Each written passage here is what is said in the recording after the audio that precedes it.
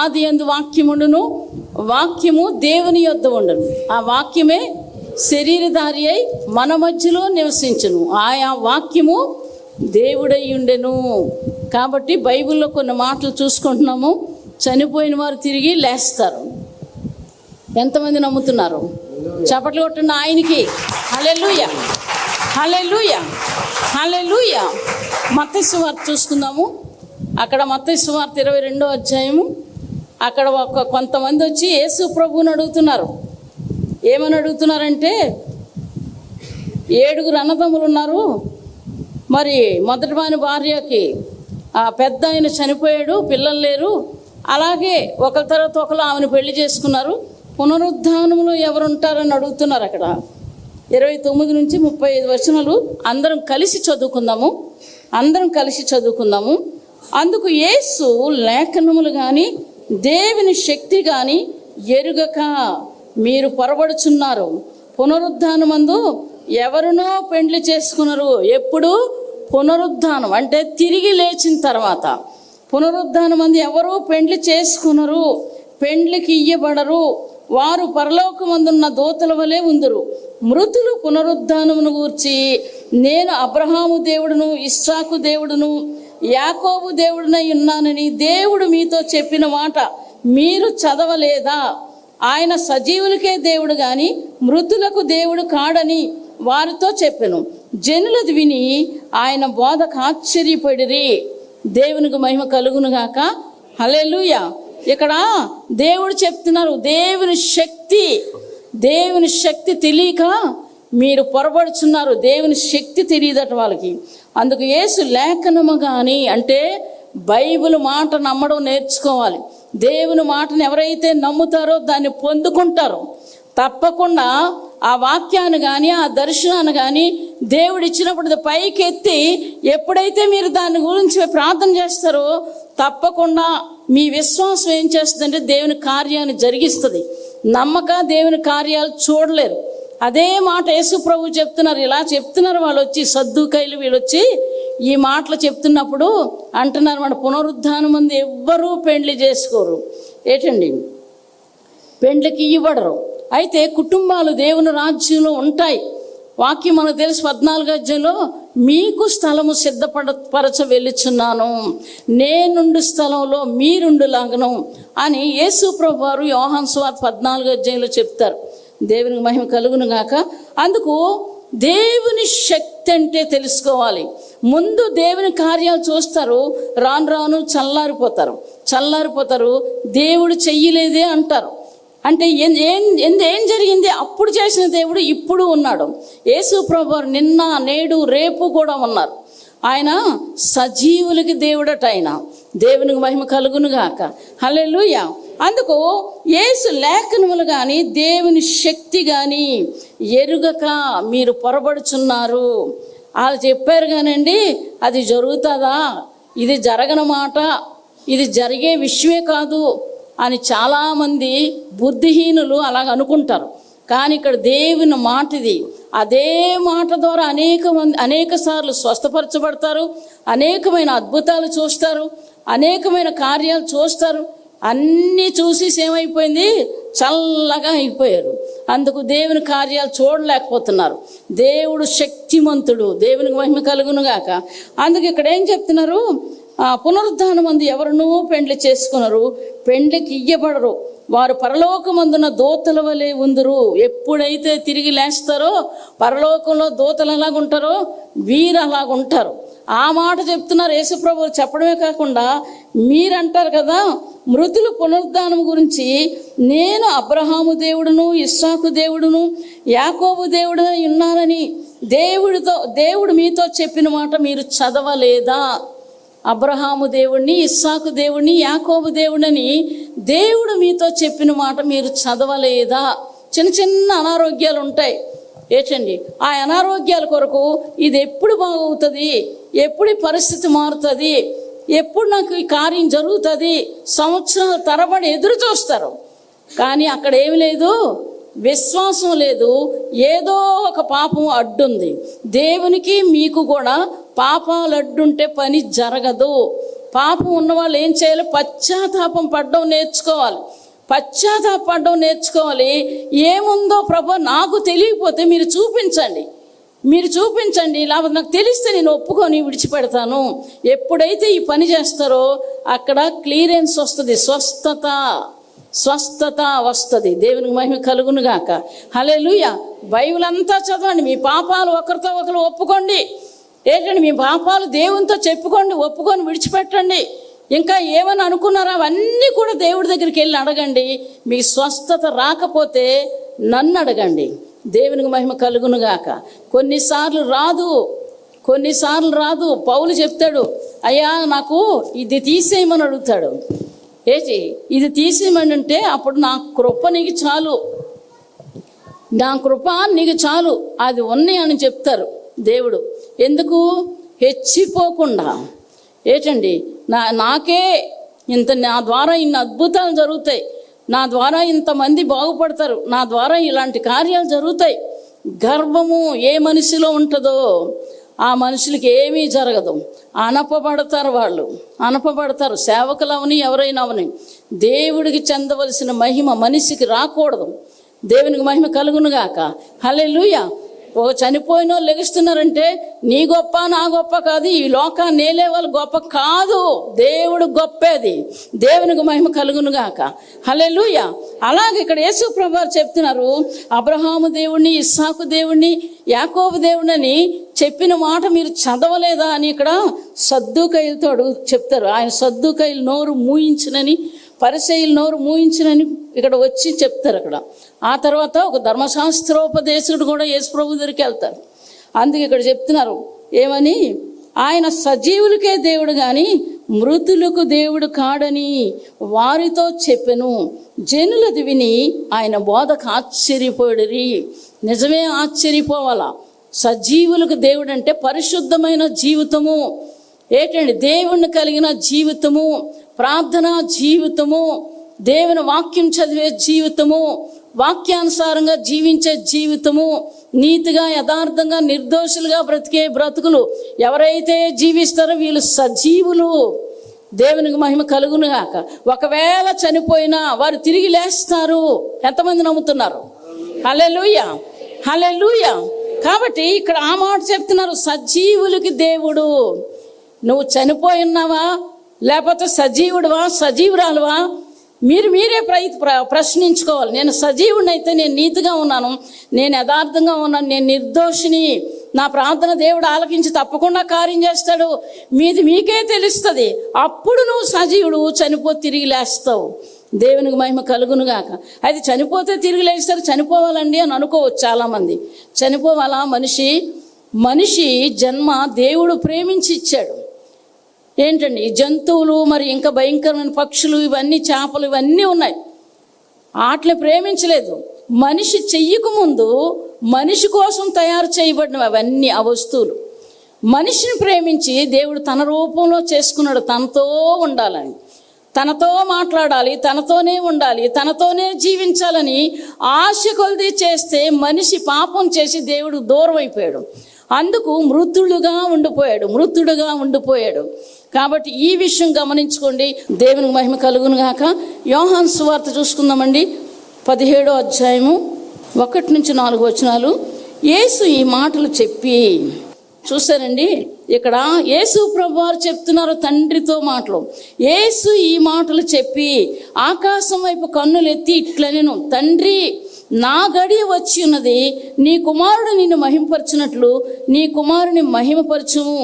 నీవు నీ కుమారుకి ఇచ్చిన వారందరికీ ఆయన నిత్య జీవము అనుగ్రహించినట్లు సర్వ శరీరుల మీదను ఆయనకు అధికారం ఇచ్చితివి. అద్వితీయ సత్యదేవుడు అయిన నిన్నును నీవు పంపిన యేసుక్రీస్తుని ఎరుగుటియే నిత్య జీవము. ఎరగడం అంటే ఏంటండి? భూలోకం అందరికీ తెలుసు. క్రిస్మస్ వస్తే అండి క్రైస్తవుల పండగ, తెలియనటువంటి వాళ్ళు క్రైస్తవుల పండగ అంటారు. తర్వాత పిల్లలకి చాక్లెట్లు ఇస్తేప్పుడు యేసు ప్రభు వారు ఇచ్చే తెలియక వాళ్ళు అలాగా మాట్లాడతారు. అందరికీ తెలుసు, ప్రపంచం అందరికీ తెలుసు. అయితే యేసుక్రీస్తుని ఎంతమందికి తెలుసు? వ్యక్తిగతంగా నా దేవుడు నా జీవితంలో ఒక గొప్ప కార్యం చేశాడంటే చాలు, నువ్వు తెలిసినట్లే. దేవునికి మహిమ కలుగునుగాక. నీ జీవితంలో ఒక కార్యం పొందుకున్నావంటే, ఒకటే కాదు ఈరోజు ఇక్కడ కూర్చున్నామంటే అది దేవుని కార్యమే. ఈ లోపల మనం ఇక్కడికి వచ్చి కూర్చున్నంత మంది మా సమయంలో ఎంతోమంది చనిపోతున్నారు. నీవు సజీవురాలుగా ఉన్నావు, మీరు సజీవులుగా ఉన్నారంటే దేవుని కృప. జాగ్రత్తగా ఉండాలి. నీ జీవితంలో ఏదో ఒక కార్యం జరిగిందంటే యేసుక్రీస్తు ఎరిగి ఉన్నావు. దేవునికి మహిమ కలుగును గాక. అది అయిపోయింది కదా, మరలా పాపం చేస్తూ ఉంటారు, మరలా పాపం చేస్తారు. దేవుడిని అడగరు, దేవుడు అంటే ఇష్టం ఉండదు, నిర్లక్ష్య స్వభావం, విసుగుదల, ప్రార్థన ఉండదు, వాక్యం ఉండదు, దేవుని చిత్తం ఉండదు, దేవుని మాట ఉండదు. ఇటువంటి వాళ్ళు నిత్య జీవం మరలా ఉండదు. అది అనుభవించేశారు, ఆ కార్యం అయిపోయింది, అంతటితో చాలు. ఏదో వెళ్ళాలి కాబట్టి నేను చర్చికి వెళ్తున్నాను, వస్తున్నాను, వెళ్తున్నాను, చచ్చిన వాళ్ళతో సమానం. అలాగని బైబిల్ చెప్తుంది, నేను కాదు. దేవునికి మహిమ కలుగును గాక.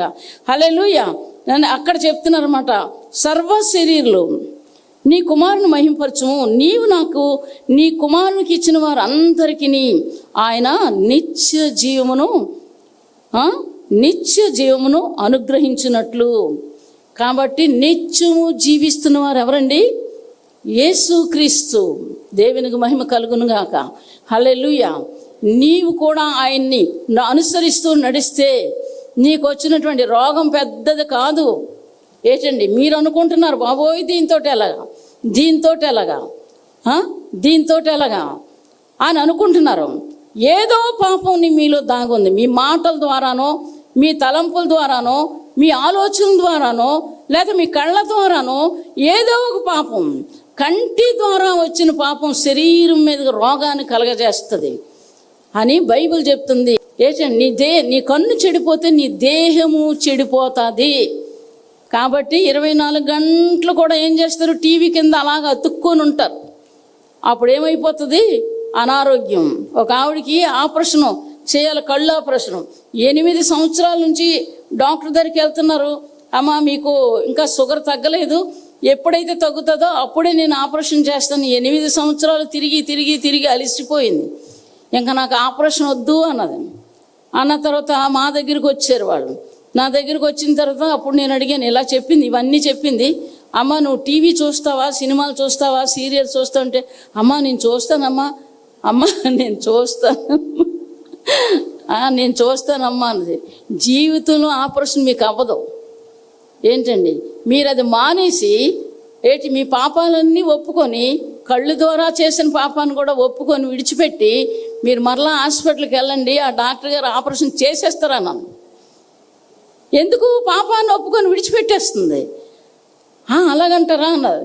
అలాగే కావలిస్తే మీరు చూడండి అన్నాను. 1 నెల రోజులు చూడడం మానేసింది, హాస్పిటల్కి వెళ్ళింది. నిజంగానే దేవునికి మహిమ కలుగునుగా. మనం ఏమాత్రం వెళ్ళింది, నిజంగానే చక్కగా ఆపరేషన్ చేసేసారు, చక్కగా చూస్తుంది. మళ్ళీ వచ్చింది, అమ్మ మంచి మాట చెప్పావమ్మా అన్నారు. బైబిల్ మాట మనం వినాలి, బైబిల్ మాట వినాలి. దేవునికి మహిమ కలుగునుగాక. అలాగా ఆ టీవీలు చూసిన వాళ్ళు కళ్ళన్నీ పోయాయి చాలామంది. ఏంటండి తర్వాత ఏమవుతుంది? కర్రే పట్టుకోవాల్సి వస్తుంది. అలాగే నాకు కనబడలేదు, దేవుని దయ వల్ల ఆపరేషన్ అయ్యింది. చూస్తున్నాను, చదువుతానని కూడా. అయితే నేను చూడను, సినిమాలు అయ్యి సాక్ష్యాలు అవి వింటాం, మేము సాక్ష్యాలు వింటాం. ఎప్పుడో వార్తలు, ఈ మధ్యన ఈ ఓట్ల ఎలక్షన్ కాబట్టి కొన్ని వింటున్నాం. అవి కూడా మాకు టైం లేదు, అవి కూడా వినం. కాబట్టి ఏం చేస్తున్నారు? పాపం దేవునికి మనకి అడ్డు. ఈ రోగం పోలేదంటే అడ్డు. పశ్చాత్తాపం, కూర్చొని ఏడాలి. ఏడిస్తే దేవుడు నీ పరిస్థితులు నీకు చూపిస్తాడు. ఆయన అన్యాయస్తుడు కాదు, తన బిడ్డలు ప్రతి వాళ్ళని ప్రేమించే దేవుడు. ఆయన ప్రేమించే దేవుడు. ఆ ప్రేమను గ్రహించలేక నువ్వు పాపం చేస్తున్నావు, నువ్వు పాడైపోతున్నావు. కాబట్టి నిత్య జీవం అనుగ్రహించే దేవుడు ఆయన. దేవునికి మహిమ కలుగునుగాక. హల్లెలూయా. దేవుడు చెప్తున్నాడు, సజీవులకి దేవుడు. ఇంకా చూసుకుందామండి, ప్రకటన గ్రంథం చూసుకుందాం. 1వ అధ్యాయం 18వ వచనం. అందరికీ తెలిసిన మాటే. ప్రకటన గ్రంథం 1వ అధ్యాయం 18వ వచనం. నేను మొదటి వాడను, కడపటి వాడను, జీవించువాడను, మృతులైతిని గాని ఇదిగో యుగములకు సజీవుడై ఉన్నాను. మరియు మరణం యొక్కయు పాతాళలోకం యొక్కయు తాళపు చెవులు నా స్వాధీనమే ఉన్నవి. చాలు. దేవునికి మహిమ కలుగును గాక. హల్లెలూయా.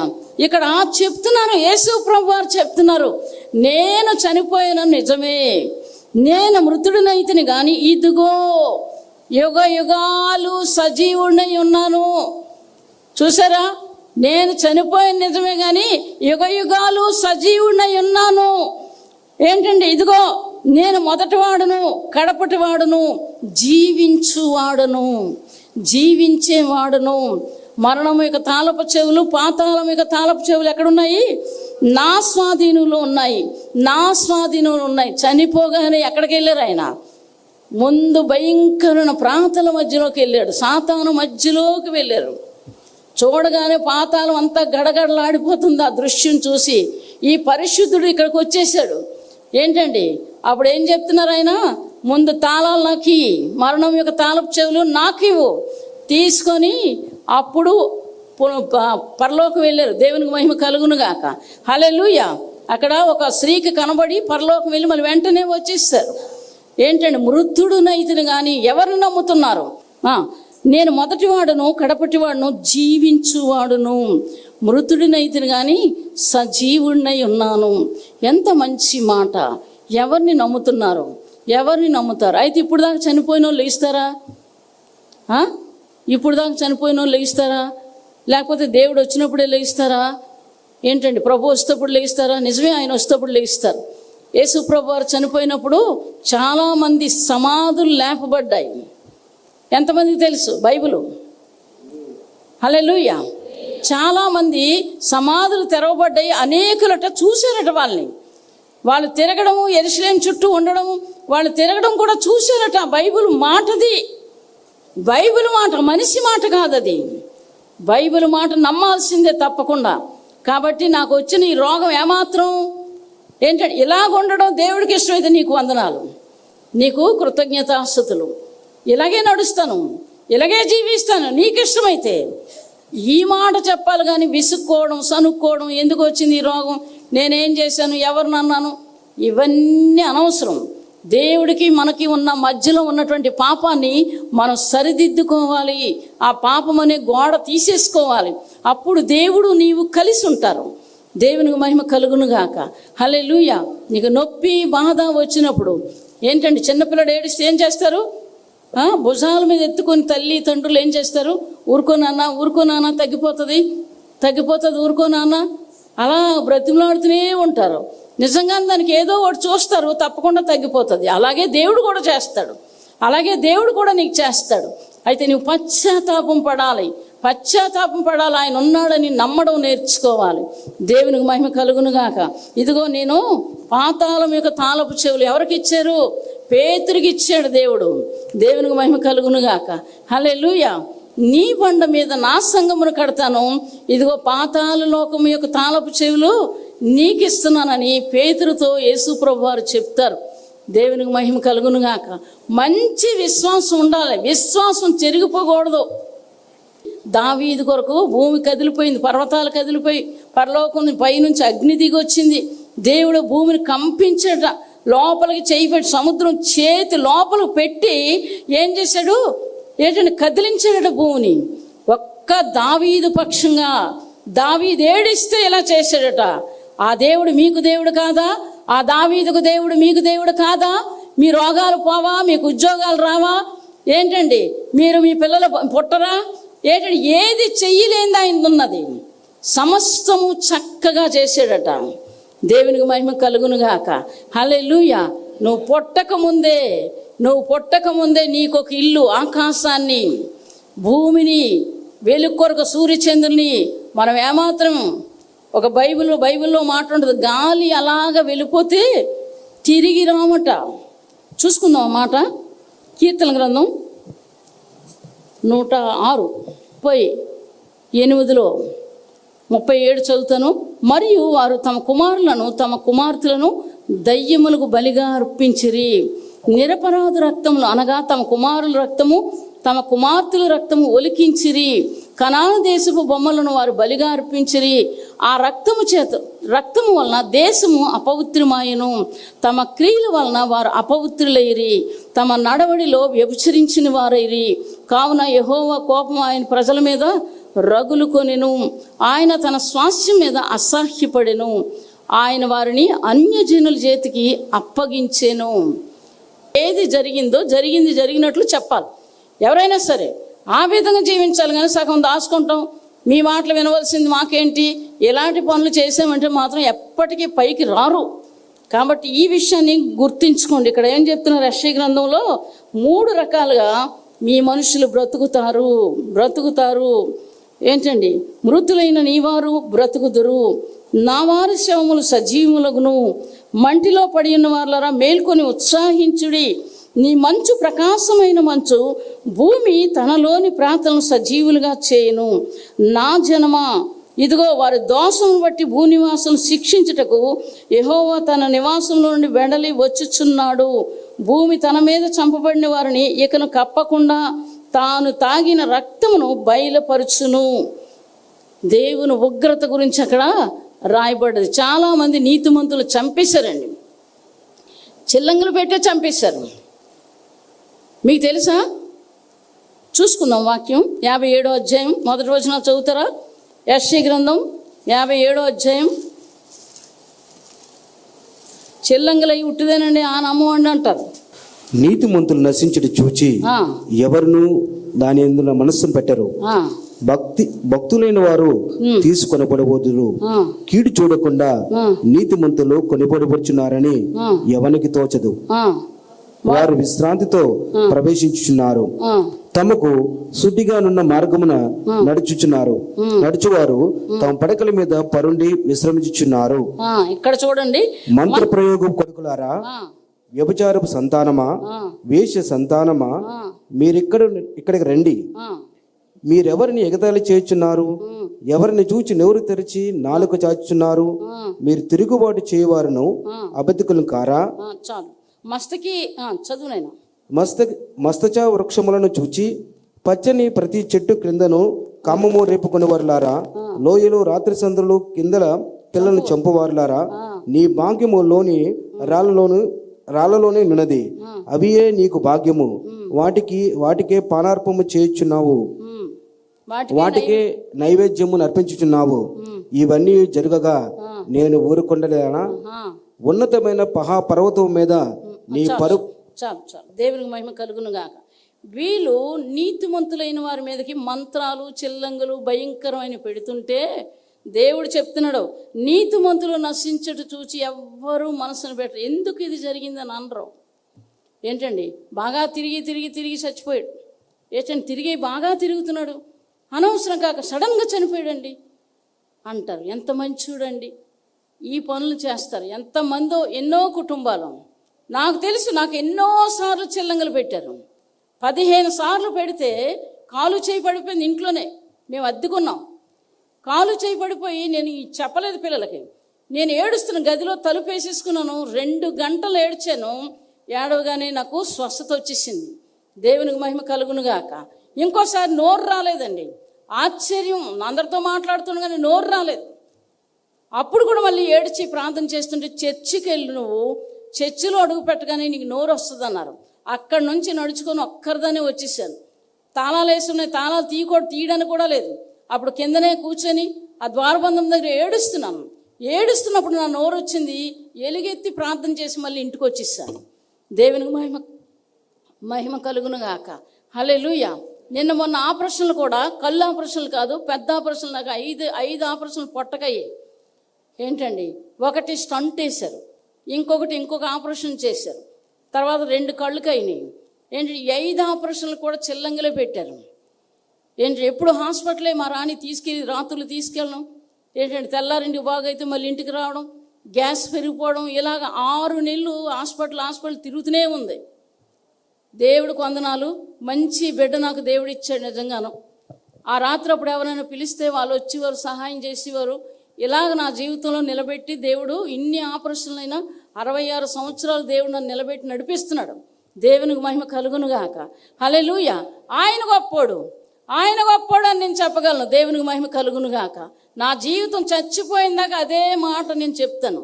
ఏ సమస్య రానివ్వండి, ఏ కీడు రానివ్వండి, ఇది జరగలేదు అని అంటే ఆయన గొప్పోడు అంటాను నేను. ఇది జరగలేదంటే ఆ మాట ఎందుకంటాను? ఆయన చేస్తాడు. ఆలస్యమైన ఆయన చేస్తాడు తప్పకుండా. ఆయన గొప్ప దేవుడు. దేవునికి మహిమ కలుగునుగాక. జీవించడం నేర్చుకోవాలి, పరిశుద్ధత కలిగి కాపాడుకోవాలి. మాటల్లో, క్రియల్లో, ప్రతి దాంట్లో ఇతరులు పాడు చేయడం, ఏంటంటే అడ్డుగా వెళ్ళడం, దేవుని పనులు పాడు చేయడం, దేవుని బిడ్డలు పాడు చేయడం, ఇవన్నీ దేవుడు నీ ముందు పెడతాడు. నీలాంటి వాడిని కాను నేను. అన్నీ వరుసగా పెడతాను నేను. వరుసగా 55 ఇంటికి వెళ్ళి చదవండి. వరుసగా పెట్టి ఖడ్గం తీస్తాను అంటున్నాడు అక్కడ. దేవునికి మహిమ కలుగునుగాక. నమ్ముకున్న దేవుడు, ప్రభువుని నమ్ముకున్నటువంటి ప్రతి క్రైస్తవుడు, క్రైస్తవురాలు జాగ్రత్తగా జీవించడం నేర్చుకోవాలి. దేవునికి ఇష్టకరంగా. నీ డబ్బు ఎవరికి కావాలి? నాకు కావాలా? ఏంటండి, దేవుని మాట నెరవేర్చాలి మీరు. ఏంటండి, నన్ను పిలిచినాడు, నన్ను పోయి పెంచుతాడు దేవుడు. దేవునికి మహిమ కలుగునుగాక. చీకట్లో వెలుగు పుట్టించిన దేవుడు, చనిపోయిన వారిని లేపిన దేవుడు డబ్బులు నాకు ఇవ్వడా? ఇస్తాడు. మీకంటా ఎక్కువ ఇస్తాడు నాకు. ఆ విశ్వాసంతోనే ప్రార్థన చేస్తున్నాను. ఏంటండి, ప్రార్థన చేస్తున్నాను. దేవునికి మహిమ కలుగునుగాక. అంతులేని కార్యాలు మీ జీవితాల్లో చూడాలంటే మీరు జీవించుండాలి. అంతులేని కార్యాలు మీరు చూడాలంటే ఇది జరగదు అన్నారంటే అది జరుగుతుంది. ఎంతమంది నమ్ముతున్నారు? హల్లెలూయా. దేవునికి మహిమ వచ్చినట్లు చప్పట్లు కొట్టండి. హల్లెలూయా, హల్లెలూయా. ఇది జరగదు అంటే జరుగుతుంది. ఎంత ఆలస్యమైనా సరే అతని కోసమే ఎదురు చూడాలి. నువ్వెంత చూస్తావో దేవుడు చూస్తాడు. ఎంత సనుగుతున్నావో అది కూడా చూస్తాడు. సనగడం మానేయాలి, దేవుని వైపు చూడాలి. దేవుని కనికరం నీ మీదకి వస్తుంది. తప్పకుండా నీకు దేవుడు కార్యం చేస్తాడు. ఇది నేర్చుకోవాలి కానీ అది నేర్చుకోకూడదు. అవిశ్వాస మాటలు ఏంటండి, ఇది జరగదు, ఇలాగ అయిపోతారు. దెబ్బ తగిలిందా చచ్చిపోతాడు. దెబ్బ తగిలిందా చచ్చిపోతాడు. అయితే ఇది మాటలు మాట్లాడతాడు. చనిపోడు. నేను అంటాను, చనిపోయిన వాని సైతం లేపగలిగే దేవుడు నీకు ఉంటుండగా ఏం విశ్వాసం ఉంది నీకు? ఏమి విశ్వాసం నీకుంది? చనిపోడు, బ్రతుకుతాడు. కాబట్టి ఈ విషయాలు గమనించుకోండి. ఒకవేళ పాపాలు ఉన్నాయనుకోండి, మరి చనిపోతే మరి లేగరు. అది మాత్రం నిజమే. దేవునితో సహవాసం ఉండాలి, పరిశుద్ధమైన జీవితం ఉండాలి. నీకు వచ్చే రోగం ఏమాత్రం ఏంటండి, భక్త్ సింగ్ గారు ఏంటండి, ఒక ఫస్ట్లో ఆయన స్టార్టింగ్ అయితే అక్కడ అద్దె కట్టాలి, 6 రూపాయలు అద్దె కట్టాలి. వాళ్ళు హైదరాబాద్లో పెద్ద ధనవంతులు, రాజులు. అయితే ఆయన ఏం చేశారు, ఒక రూము మాకు ఇవ్వండి అంటే ఇచ్చారు. వాళ్ళు ఇచ్చిన తర్వాత అక్కడికి వెళ్ళి నా రాత్రులు పగలు ప్రార్థన కదా, రాత్రులు పగలు గొంతెత్తి ప్రార్థన చేయడం, ఏడవడం, ఇవన్నీ. అందులో ఒక ఆయన 2 అన్నదమ్ములు ఉన్నారు. ఆ పెద్ద ఆయన అన్నాడు, ఇలాంటి తీసుకొచ్చి ఇక్కడ దించామేంటారు, నాకు నిద్ర పట్టనివ్వట్లేదు, రాత్రులు పగలు కూడా నిద్ర పట్టనివ్వట్లేదు, అర్జెంటుగా ఇతను ఖాళీ చేయించి అని చెప్పాడు. ఆ తమ్ముడు ఆయనకి వెళ్ళి మా అన్నయ్య ఇలాగ అంటున్నాడండి, కాబట్టి మీరు ఖాళీ చేసేయండి, ఇల్లు ఖాళీ చేసేయండి అంటే 1 తారీఖు ఖాళీ చేసేస్తాను అన్నారు. అలాగన్న తర్వాత అతను రాత్రులు మూలగడం చూసి అప్పుడు ఆయన అంటున్నాడు, మీకు ఏం బాగోలేదని అంటే, ఆ దినాల్లో క్యాన్సర్కి రాచపుండు అనేవారు, వీపి మధ్యలో రాచపుండు, దానికోసం నిద్ర పట్టక మూలుగుతూ ఉండేవాడు. అప్పుడు నేను ప్రార్థన చేస్తాను, చెయ్యమంటారా అన్నారు. ఇంత బాధపడుతున్నాను, నేను చెయ్యొద్దంటానా, చెయ్యండి అన్నాడు. ఏ రోజైతే ఆయన ప్రార్థన చేశాడో చక్కగా నిద్రపడి తెల్లారు లేచాడు. దేవునికి మహిమ కలుగునుగాక. హల్లెలూయా.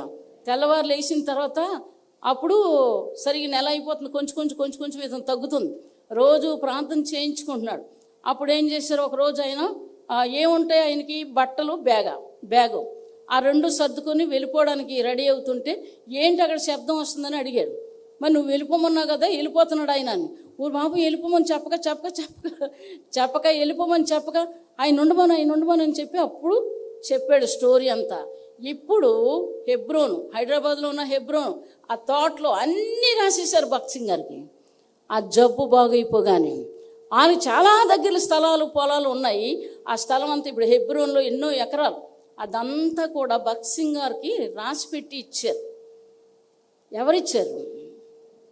చాలామంది వీళ్ళు పెద్దలు అయిపోతారు. ఆయన యథార్థమైన జీవితం, నిర్దోషమైన జీవితం, 25 ఎకరాలు ఎంతో ఇచ్చారు ఆయనకి. ఏంటండి, మంచి సిటీలో ఇచ్చారు. అప్పుడైతే ఒక మూల, ఇప్పుడు సిటీ. దేవుడు చెయ్యలేనిది ఏముంది, 1 నిమిషంలో అటు తిప్పేస్తాడు. నీవు తిన్నగా నిలబడాలని, నీవు తిన్నగా జీవించాలి. నీకేది కావాలో అది ఇస్తాడు దేవుడు. అలాగని మాట చెప్తుంది, నీకేది ఇష్టమో అడుగుడి, నా నామములో ఏది అడిగినా తండ్రి నీకు ఇస్తాడు. మాట నమ్ముతున్నారా? ఎంతమంది నమ్ముతున్నారు? చేతులు ఎత్తారు కానీ నమ్ముతున్నారా? ఎందుకు పని జరగలేదు? పని ఎందుకు జరగలేదు? పట్టుదల ఉండాలి. అవును, నిజమే, పని ఎందుకు జరగలేదు? ప్రభా, నేనేం చేస్తున్నాను? నేనేం తప్పు చేస్తున్నాను? నన్ను క్షమించు, నన్ను దీవించు. తప్పకుండా దీవిస్తాడు ఆయన. దేవునికి మహిమ కలుగునుగాక. 1 సమూయేలు గ్రంథం చూసుకుందామండి. 1 సమూయేలు గ్రంథం 2వ అధ్యాయం 6వ వచనం చదువుతాను. జనులను సజీవులుగాను మృతులుగాను చేయువాడు యెహోవాయే, పాతాళమునకు పంపుచు అందులో నుండి రప్పించువాడు ఆయనే. ఇది జాగ్రత్తగా గ్రహించుకోండి. మీకు విశ్వాసం ఉంటే ఏంటండి, పాతాళంలోకి వెళ్ళిపోయినా తిరిగి వస్తారు. నమ్ముతున్నారా? నేను చెప్పింది నమ్మకండి, ఇక్కడ బైబిల్లో నమ్మండి. దేవునికి మహిమ కలుగునుగాక. జనులను సజీవులుగాను మృతులుగాను చేయువాడు యెహోవాయే, పాతాళమునకు పంపుచు అందులో నుండి రప్పించువాడు ఆయనే. చాలా మాటలు ఉన్నాయి చెప్పుకోవడానికి. యెహెజ్కేలులోకి వెళ్తే ఈ మాటకు అర్థం అక్కడ తెలుస్తుంది. వాళ్ళు చనిపోయిన వారు లేచారు, వాళ్ళు పాతాళానికి వెళ్ళిపోవలసిన వాళ్ళే. అబ్రహాముకి ఇచ్చిన వాగ్దానం దేవుడు జ్ఞాపకం చేసుకొని 37వ అధ్యాయంలో వాళ్ళందరినీ సజీవులుగా లేపాడు. ఇప్పుడు లేపుతాడా లేదా చెప్తారా? గట్టిగా చెప్పండి. దేవునికి మహిమ కలుగునుగాక. అయితే మీరు మీ జీవితాలు ఎలాగున్నాయి? మీ జీవితాలు ఎలాగున్నాయి? కాబట్టి మొదట ఆ మాట చదువుకుందాం. మత్తయి సువార్త చదువుకొని ముగించుకుందాము. మత్తయి సువార్త 22వ అధ్యాయం 29, 30 చూసుకుందాం. 22వ అధ్యాయం 29 నుంచి 35 వచనాలు అందరం చదువుకుందాం. మారు మనసు పొందండి, జీవించండి, జీవించండి. దేవుడు మీ ప్రార్థన ఆలకిస్తాడు, తిరిగి జవాబిస్తాడు మీకు. మంచి దేవుడు, మంచి దేవుడు. ఇలాంటి సాక్ష్యాలు ఎన్నో చెప్పగలను. చనిపోయిన వారు లేచారండి. దేవుడు 40 రోజులు ఫాస్టింగ్ ఉండి సువార్తకి వెళ్తున్నాము, అన్ని కట్లు వేశారు. నోటి నిండా పాలు, తర్వాత ఈ మొక్కలు, ఇవి తులసి మొక్కలు, చెవుట్లో పాలు, కంట్లో పాలు వేసేసి, అమ్మా ఈవిడ ప్రభుని నమ్ముకుంది కానీ ఈ ఊర్లో ఎవరు లేరు, మీరు ప్రార్థన చేయండి. ప్రార్థన చేసి నీళ్ళు ఇలా వేసేసరికి మనిషి కళ్ళు తెరిచిందండి. తెరిచి కూర్చుంది.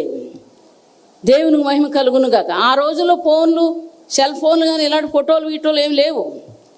ఇప్పుడు 25 సంవత్సరాలు 30 సంవత్సరాలు అవుతుంది. అలాగే చనిపోయిన వాళ్ళు చాలామంది లేచారు. కోమాలోకి వెళ్ళిపోయిన వాళ్ళు చాలామంది లేచారు. ఇంచుమించు ఒక 20 మందిలాగా లేచారు. చనిపోయిన కోమాలోకి వెళ్ళిపోయిన వాడు ఏంటంటే చచ్చిపోయారని వాళ్ళు లేచారు. దేవుడు చేస్తాడు కార్యం. నేను నమ్ముతున్నాను, మీరు చేస్తారు. అది అది చెయ్యాల.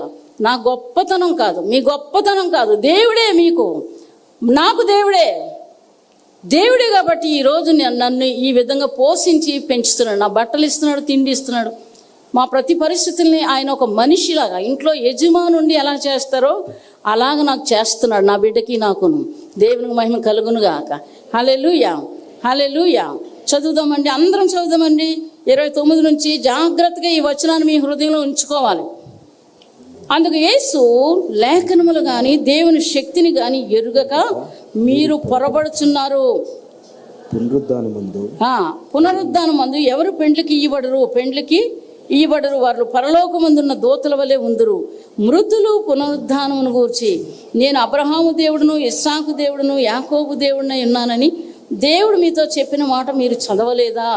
ఆయన సజీవులకే దేవుడు కానీ మృతులకు దేవుడు కాడని వారితో చెప్పాను. జనులది విని ఆయన బోధకు ఆశ్చర్యపడిరి. దేవునికి మహిమ కలుగునుగాక. జీవించడం నేర్చుకోవాలి, జీవించడం. అందుకని మన దగ్గర ఉన్నటువంటి పాపాలన్నీ ఒప్పుకొని విడిచిపెట్టడం నేర్చుకోవాలి. మనిషిగా చూడడం, నీ ఎదుటిగా ఉన్న మనిషి ఆకలితో ఉంటే ఇంత అన్నం పెట్టడం, బట్టలు లేతో బట్ట ఇవ్వడం ఏంటండి, ఇది నేర్చుకోండి. దేవుడు చెప్పే మాట నీకు లేదా, నువ్వు ఇచ్చేసావా, తర్వాత దేవుడు నీకు ఇస్తాడు. దేవునికి మహిమ కలుగునుగాక. హల్లెలూయా, హల్లెలూయా. ఇది నేర్చుకోవాలి. ఎప్పుడైతే నేను దేవుడు నమ్ముకోకముందు కూడా నేను చాలా చేస్తుండేదాన్ని. ఏంటంటే అనేక మందికి కొత్త బట్టలు ఇచ్చేదాన్ని. అప్పుడు ఏంటంటే కొత్త బట్టలు పాతవి ఇచ్చేదాన్ని కాదు. ఏంటంటే ఇప్పుడు కూడా నాకు పాత ఇవ్వడానికి ఇష్టం ఉండదు. చాలామంది అడుగుతారు కానీ నాకు ఇష్టం లేక చాలాసార్లు అడుగుతారు కానీ ఇవ్వను. ఏంటంటే కాకనే కాదే అడుగుతారు కాబట్టి ఏదో ఇస్తుంటాను, కానీ మంచిదే. నా బట్టలు వేసుకుంటే రోగాలు పోతాయి, దెయ్యాలు పోతాయి, నా పక్కన కూర్చుంటే పోతాయి, అది నాకు మాత్రమే తెలుసు. దేవునికి మహిమ కలుగును గాక. తెలిసిన వాళ్ళు కొంతమందికి తెలిస్తే తెలియచ్చు. ఏంటంటే నిజమే. అయితే మన జీవితం ఎలాగుంది? మన జీవితం ఎలాగుంది? మారిపోవడం నేర్చుకోవాలి, మారిపోవాలి. మనిషి మారిపోవాలి. అవతలడు భోజనం లేదంటే పెట్టాలి. ఏంటండి, నాకు తెలుసును, నా ద్వారా ఫస్ట్ నేను ప్రభువుని నమ్ముకున్నాక నా ద్వారా ఒక ఆవిడ రక్షించబడ్డారు. కానీ ఆయన ఇంజనీరు, మెకానికల్ ఇంజనీర్. అయితే ఆమె బంధువు ఒక ఆమె ఈయన పట్టుకొని ఈయన వాళ్ళ ఇంటికి తీసుకెళ్ళిపోయింది. ఏంటంటే వాళ్ళ ఇంటికి తీసుకెళ్ళిపోతే ఈవిడికి ముగ్గురు పిల్లలు. ఆవిడ మరి పిల్లలు చదువుకుంటున్నారు. మా రాణి చిన్నది, మా పిల్లలు కొంచెం ఈ మాత్రం పిల్లలు ఉండేవారు. అయితే అక్కడ ఏం జరిగిందంటే డబ్బులు ఉండేవి కాదు, ఒక్కోసారి భోజనం ఉండేది కాదు. నాకున్న డబ్బుల్లో ఆ దినాల్లో ఒక్కొక్క పావల ₹10 ఇలా దాసి ₹2 అయితే ఆవిడకే ఇచ్చేదాన్ని. ఏంటంటే కాలిపోయిన బొగ్గులుంటే అవి తీసి ఆరబెట్టి ఆవిడకే ఇచ్చేదాన్ని. తర్వాత చాలా హెల్ప్ చేశాను ఆ కష్ట దినాల్లో. అలాగే ఇద్దరం కూడా కన్నీరు కార్చి మొర్ర పెడితే అటున్న భర్త ఇటు తిరిగాడు. దేవునికి మహిమ కలుగునుగాక. హల్లెలూయా. ఎలా తిరిగాడంటే ఆవిడ ఏం చేశాడు, ఆవిడకి ఆపరేషన్ అవుతుంది, అవతల ఆవిడకి ఈ భార్యని వెళ్ళమన్నాడు, కట్టుకున్న భార్యని వెళ్ళమంటే ఆవిడేమంది, నేను ఎలాగెళ్తానండి, నన్ను మీ బ్రదర్ ఎలాగ అంటున్నారు, ఇదిగో బ్రెడ్స్, రస్కులు, ఫ్రూట్స్ అన్నీ తెచ్చి ఈ పట్టుకొని వెళ్ళి ఆవిడకి ఇయ్యి అన్నారు. ఎలాగెళ్తానంటే మీరు వెళ్ళాలి అన్నాను. ఎలాగెళ్తాను, ఇంత భయంకరమైన పని చేసి నేను ఇప్పుడు ఈరోజు ఏడుస్తున్నాను, బట్టలు లేక తిండి లేక వెళ్తున్నానంటే మీరు వెళ్ళండి అన్నాను. అయితే మీరు వస్తారా? వస్తానని. ఇద్దరం KGHకి వెళ్ళాము. చూసిన తర్వాత మాట్లాడింది, బాగానే మాట్లాడింది, ప్రార్థన చేసాము, ఇంటికి వచ్చాం. రెండోసారి ఆపరేషన్ అయిపోయిన తర్వాత మరలా తీసుకొచ్చాడు ఆయన. తీసుకొచ్చిన తర్వాత మరి ఇప్పుడు ఏం చేయమంటారు అంటే మీరు వెళ్ళండి అన్నాను. మీరు రండి అన్నారు. ఇద్దరమే వెళ్ళాం. అయితే ఏమో తింటుంది మంచం మీద కూర్చొని, ఆ కిందకి ఏం చేసింది, తిన్నది కిందన పడి కళ్ళు మూసింది. అవతల ఆవిడ మూసేసి అందరూ ఉన్నారు, జనాలు, వాళ్ళ తాలూకా బంధువులు అందరూ ఉన్నారు, నేను చూశాను. అయితే అవి ఇస్తే ఎందుకు మీ పిల్లలకి ఇవ్వండి అని అక్కడ ఉన్న బంధువులు అందరూ చెప్తున్నారు. చెప్పిన తర్వాత అక్కడ వదిలేసింది. మేము ఇంటికి వచ్చేసాం. ఈవిడ ఏడుస్తూ ఇంటికి వెళ్ళి, నేనైతే బ్రతకను, నేను చచ్చిపోతాను, నీ పిల్లల్ని ఏం చేసుకుంటావో నాకు తెలీదు అనేసి ఈవిడ ప్రయాణం చేస్తుంది. అప్పుడు నన్ను పిలిచారు, ఏమి జరిగింది చెప్పండి అని. ఇలా జరిగింది అన్నాను. ఇలా జరిగింది అనేసరికి హాస్పిటల్కి వెళ్ళాడు. హాస్పిటల్లో దద్దరిల్లిపోయినట్టు కేకలేశాడు. ఇటువంటి దానివని నువ్వు అనుకోలేదు నేను, నా భార్య పతివ్రత. అప్పుడు చెప్పాడు, నా భార్య పతివ్రత, నా భార్య తీసుకొచ్చిస్తే నువ్వు తినకుండా కళ్ళు మూసేసి ఇంత నాటకాలు ఆడుతావా, ఈ రోజు నుంచి నీకు నాకు సంబంధం లేదని తెంచుకొని ఇంటికి వచ్చి భార్య బిడ్డలను చూడడం మొదలుపెట్టాడు. దేవునికి మహిమ కలుగునుగాక. హల్లెలూయా, హల్లెలూయా. అయితే మొదలుపెట్టాడు, చక్కగా బట్టలు కొంటున్నాడు, స్థలం కొన్నాడు, ఇల్లు కట్టాడు. మా పరిస్థితులు అలాగే ఉన్నాయి. ఒకరోజు చాలా ఆకలేస్తుంది, పిల్లలందరూ పంపిస్తాను, నేను ఆవిడ దగ్గర మాట్లాడడానికి అని వెళ్ళాను. వెళ్ళేసరికి ఆమె చికెను వండుతుంటే ఏం చేసిందంటే ఆ బ్రదర్ అన్నారు, సిస్టర్ వచ్చారు, ఆమె భోజనం పెట్టు అన్నారు. మన ఇంట్లో తినరండి అన్నది. ఇప్పటికీ కూడా నా హృదయంలో కన్నీళ్ళే వస్తాయి. ఆ ఆకలి అలాగ ఉంటుంది. మన ఇంట్లో తినరండి ఆవిడ, అలాంటి మాట్లాడింది. ఇప్పుడు లేరు, ఆవిడ చనిపోయారు, దేవుడు క్షమించుగాక. ఏంటండి, ఎప్పటికీ కూడా అది గుర్తు చేసుకొని ఇలాంటి పని నేను చేయకూడదని అనిపిస్తుంది. ఇలా ఆకలితో ఉన్న వాళ్ళ జీవితాల్లో నేను ఇలాంటి పని చేయకూడదని ఈరోజు ఎవరికైనా చెప్పినా సరే నాకు ఏడుపు వస్తుంది. కాబట్టి ఇలాంటి పనులు మీరు చేయకండి. తర్వాత నాకున్న చీరలే 3. ఒక చీర నేను ఆ దినాల్లో డబ్బులు లేక ఏంటండి ఒక దగ్గర వ్యక్తికి 3 సార్లు ఇస్తానని తీసుకుంటే ఆ చీర చూసి నాకు ఇచ్చేయండి అన్నది. నాకు తొయ్యకుండా నేను అలా చూసి దేవుని వాక్యాన్ని గుర్తు చేసుకొని ఆ చీర ఆవిడకి ఇచ్చేసాను. ఇంచుమించు ఒక 100 చీరలు ఆయన కొన్నాడు, కానీ నాకు ఇవ్వలేదు. ఇలాంటి పనికిమాలి బుద్ధులు ఎవ్వరికి ఉండకూడదని నేను ఈరోజు చెప్తున్నాను. దేవుని బైబిల్ పట్టుకొని దేవునికి మహిమ కలుగునుగాక. హల్లెలూయా. కాబట్టి ఇటువంటి మనుషులు ఉంటారండి, ఇటువంటి మనుషులు ఉంటారు. కాబట్టి దేవుని వాక్యం చెప్తుంది ఏమని, ఇదిగో నా ఆకలి కొన్న వాళ్ళరా నా రాజ్యంలోకి రండి, నా కుడి చేతిలో ఉన్న వాళ్ళ నా రాజ్యానికి రండి, నేను ఆకలి కొంటని మీరు నా ఆకలి తీర్చారు, నేను దప్పికొంటే నాకు దాహానికి ఇచ్చారు. ఇటువంటి మాటలు యేసు ప్రభు వారు చెప్తున్నారు. ఎవరి గురించి? నీతిమంతుల గురించి, యథార్థవంతుల గురించి, మేకల గురించి చెప్పలేదు. కాబట్టి కష్టమైనా సరే భరించి ఎవరికైనా పెట్టడమే నేర్చుకోండి. మీకున్నది మీకు లేకుండా కాదు, కొంచెం మీరు ఇవ్వండి. ఆకలి అంటే పెట్టండి, మంచిది. దేవుడు ఇష్టపడే జీవితం అది. నిత్య జీవంలోకి మీరు వెళ్తారు. అందుకని ఎవ్వరికి కూడా ఇప్పటికీ కూడా నేను లేదు అని మాట నాలో నోటంబటి రాదు. దేవునికి మహిమ కలుగును గాక. బట్టలు నా దగ్గర వస్తువులు ఉంటే వస్తువులు కూడా ఇచ్చేసాను. వాళ్ళు చచ్చిపోతామని ఉరేసుకుంటుంది ఒక ఆవిడ. ఈ వస్తువులు ఉండి నాకు ఏం చేస్తాయి? ఏమీ చెయ్యవు. ఇప్పుడు ఈ వస్తువులు ఆవిడకి ఇచ్చేసానంటే ఆవిడ బ్రతుకుతుంది. కాబట్టి నేనే వెళ్ళి ఉరితాడు ఎక్కిపోతుంది. ఆ కుర్రోడు కేకలేస్తున్నాడు, ఆంటీ ఆంటీ అమ్మ చచ్చిపోతుందంటే అలా పరిగెట్టి వెళ్ళాను. ఆ మనిషి స్టూల్ వేసుకుని ఇంకా తీసేసుకోపోతుంది. అప్పుడు గబుకుని వెళ్ళి, నువ్వు కొంచెం నాతో మాట్లాడు, అప్పుడు వేసుకుంది కానీ నువ్వు ముందు మాట్లాడేసి నువ్వు తీసి తాడని అంటే అప్పుడు తీసేసి కిందకు వచ్చింది. నాకు ఇంత అవమానం వచ్చింది, నా బ్రతుకు ఎందుకు నేను చచ్చిపోతే అని మాట్లాడుతుంది. ఇప్పుడు ఏడ్ చేస్తావు నువ్వు అని అంటే డబ్బులు కావాలి. నా దగ్గర డబ్బులు లేవు. మా ఇంట్లో ఉన్న బల్ల మీద ఉన్న ఇత్తడి సామాను అంతా ఇచ్చేసానండి. ఇవన్నీ పట్టుకెళ్ళి అమ్మేసుకో, నీకున్న సమస్య తీర్చుకో. ఏంటండి అలా చేసుకొచ్చాను నేను. దేవునికి మహిమ కలుగును గాక. ఈరోజు బ్రతుకుంది, పిల్లలకు పెళ్ళిళ్ళు చేసుకుంది, నా ద్వారా రక్షించబడ్డది. మాకు అప్పుడు సంఘం లేదు కాబట్టి ఇంకో చర్చికి వెళ్తుంది ఆవిడ. దేవునికి మహిమ కలుగును గాక. ఈ రోజుకి మర్చిపోలేదు. ఏం చేస్తాయి ఆ వస్తువులు? ఈ విషయాలు గమనించుకున్న తర్వాత చాలా మాటలు కాసాను, చాలా దెబ్బలు కూడా కొట్టారు. అయినా పర్వాలేదు, ఆ మనిషి బ్రతికిందని.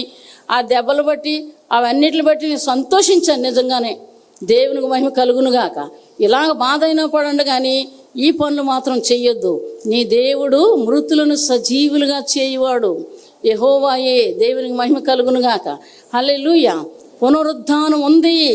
ఏంటండి, సద్దుకైలు నోరు మూయించాడు దేవుడు. దేవునికి మహిమ కలుగును గాక.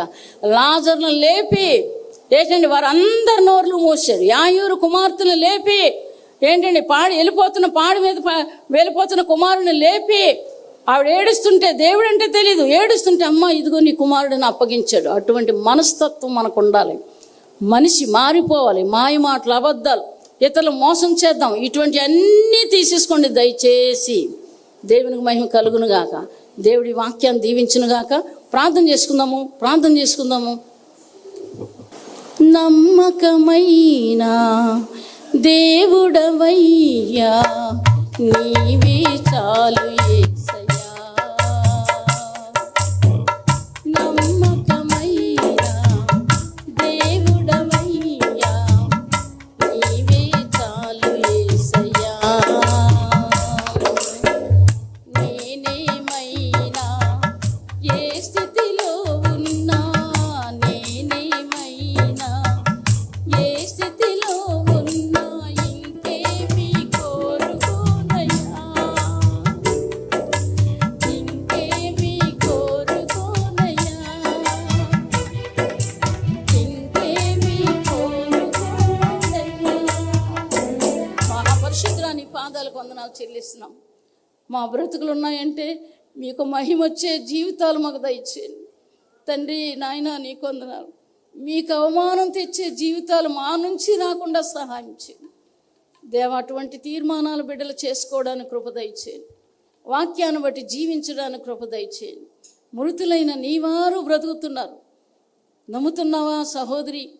నమ్ముతున్నావా సహోదరుడా? మృతులైన నీవారు బ్రతుకుతారు, నా వారు శ్రమలు బ్రతుకుతాయి. భూమి తనలో ఉన్న ప్రార్థనలు లేపుతుందని చెప్తున్నారు. దేవా నీకు వందనాలు. ఆదాము అవ్వ దగ్గర నుంచి ప్రతి ఒక్కరూ నీ సింహాసనం దగ్గర నిలబడ్డానికి భూమిలో ఉన్న ప్రాంతాలు లేస్తాయని చెప్తున్నారు. జీవాధిపతి నీకు వందనాలు. మాకు ఇచ్చిన భాగ్యాన్ని బట్టి మీకు వందనాలు. మాకు ఇచ్చిన ఈ జీవితాన్ని బట్టి మీకు వందనాలు దేవా. నాయన ఈ బిడ్డలు ఇక్కడ ఉన్న బిడ్డలకి ఇచ్చిన జీవితాలు బట్టి మీకు వందనాలు. ఇంకా మంచిగా బ్రతకడానికి సహాయం చేయండి. ఇతరులకు హాని చేయకుండా సహాయం చేయండి దేవా. ఇతరులకు హాని చేయకుండా సహాయం చేయండి నాయన. ప్రేమించే మనసు దయచేయండి. జీవాధిపతి వాక్యానుసారంగా జీవించి నాయన జీవాన్ని పొందుకొని నాయన నీ సన్నిధిలో, నీ ఉన్న స్థలంలోకి మేము అందరం రావడానికి మీ నానా విధములైన కృపలను విడుదల చేయండి తండ్రి. నీకు వందనాలు. ఈ మాటలు బట్టి ఎవరికి స్వస్థత లేదో ఆ బిడ్డలు మీరు ముట్టుకోండి. ఇప్పుడే ముట్టుకోగలిగిన దేవుడు శక్తిమంతుడు. మీ శక్తిని పంపించు తండ్రి. వందనాలు చెల్లిస్తున్నాం. సహాయం చేయండి దేవా మేమేమీ చేయలేము, మీరు చేయగలరు నాయన, సహాయం చేయండి. వాక్యాన్ని వారి హృదయంలో ఉంచండి, దృష్టిని ఎత్తకెళ్ళకుండా సహాయం చేయండి. యేసుక్రీస్తు నామమున అడిగి వేడుకొని ప్రార్థిస్తున్నాం తండ్రి, ఆమేన్. హల్లెలూయా, హల్లెలూయా.